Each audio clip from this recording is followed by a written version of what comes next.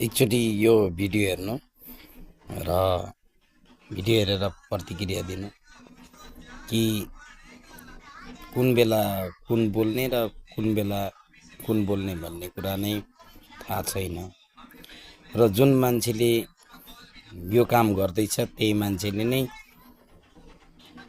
यसलाई विरोध आक्रोश गरिरहेको छ र यहाँ चाहिँ उसैको सारा संसार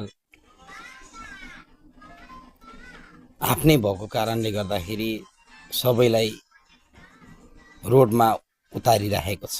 यो चाहिँ बन्द गर्न लाउनुपर्छ। सर तपाईले कहिले खुलासा गर्नुहुन्छ यो सुकुम्बासीको जग्गा किनबेच गर्ने मान्छेको नाम चाहिँ नि?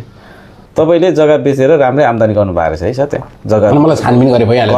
अब त्यो छानबिन त कागज कसैले देखाउँदैन, पैसा आइहाल्छ भन्दै बेच्दै बेच्दै बेच्दै व्यापार गर्दै बस्नुभयो। अब यसलाई टुङ्ग्याउ न,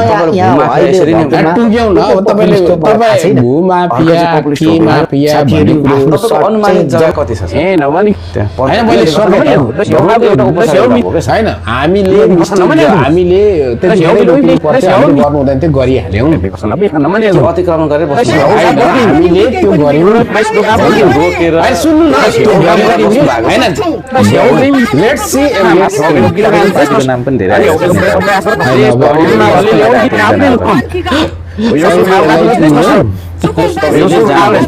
जग्गा